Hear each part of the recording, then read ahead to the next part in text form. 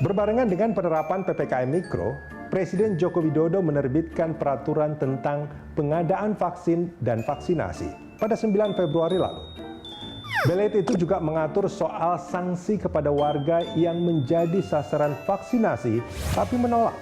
Sanksinya mulai dari penundaan atau penghentian pemberian jaminan sosial atau bantuan sosial, layanan administrasi pemerintahan, bahkan hingga denda.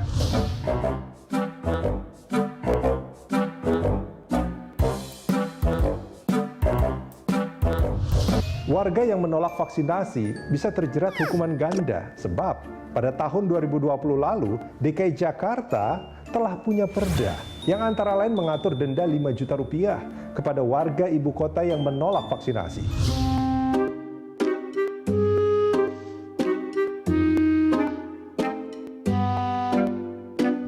Adanya sanksi kepada penolak vaksinasi juga didukung Ketua Umum Majelis Ulama Indonesia, Kiai Haji Miftahul Akhyar. Menurutnya, vaksinasi merupakan kewajiban bersama dan ikhtiar pemerintah dan juga masyarakat untuk saling menyelamatkan.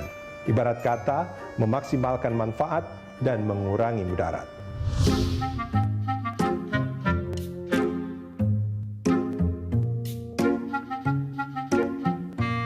Tentu saja, soalnya bukan cepat-cepatan memberi hukuman kepada penolak vaksinasi, tapi kenyataan yang hidup di lapangan, ada warga yang percaya penuh dengan vaksin, tapi sebagian ada yang ragu-ragu, bahkan tidak percaya.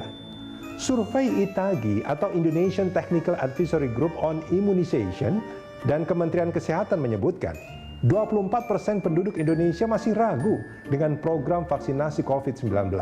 Survei SMRC di bulan yang sama, Desember 2020, juga menyebut 23% responden tidak percaya dengan keamanan vaksin.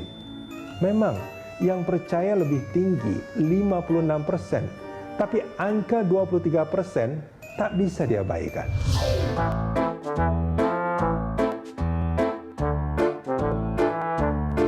Inilah pekerjaan rumahnya, yaitu mengedukasi sebanyak mungkin warga yang ragu-ragu atau tidak percaya.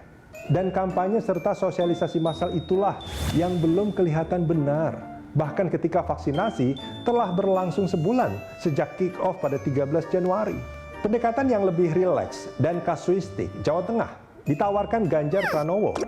Daripada menjatuhkan sanksi kepada penolak vaksinasi, Gubernur Jawa Tengah itu mengajak pemerintah pusat menggalakkan sosialisasi dan edukasi. Terlebih, kata Ganjar, lawang vaksinnya itu datanya juga dicicil.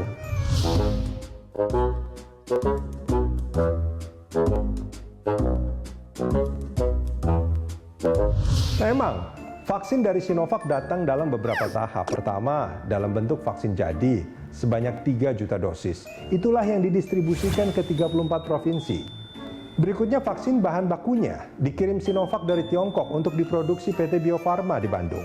Ini sudah dapat izin penggunaan darurat dari Badan Pengawasan Obat dan Makanan atau BPOM pada 16 Februari. Kita sudah melakukan produksi 15 batch, artinya 15 juta dosis sudah selesai diproduksi dan secara bertahap ini akan dilakukan lot release oleh Badan POM. Target kita sesuai dengan timeline yang kita sudah sepakati dengan Kementerian Kesehatan juga, untuk bulan Februari ini akan ada sekitar 7,5 juta dosis vaksin yang akan segera didistribusikan. Organisasi Kesehatan Dunia atau WHO tidak merekomendasikan kewajiban ikut vaksinasi, apalagi menerapkan sanksi kepada penolaknya. Tapi itu WHO. Pemerintah Indonesia boleh-boleh saja dan absah menerbitkan payung hukum yang di dalamnya mengatur tentang sanksi. Terlebih, jika ini berurusan dengan target mencapai herd immunity atau kekebalan kelompok, yaitu vaksinasi terhadap 70% sampai 80% penduduknya.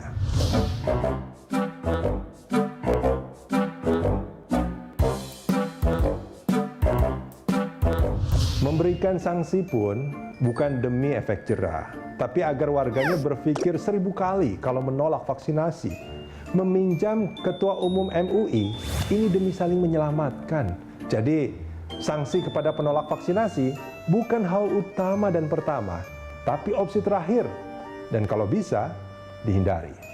Opsi yang lebih positif adalah mengubah sanksi menjadi insentif. Misalnya, warga yang mau divaksinasi mendapat sertifikat Dan sertifikat itu menjadi syarat wajib yang harus ditunjukkan saat warga negara bepergian dengan transportasi publik seperti bus, kereta api, atau pesawat terbang. Ini diterapkan di sejumlah negara, bukan menghukum, tapi memberi insentif.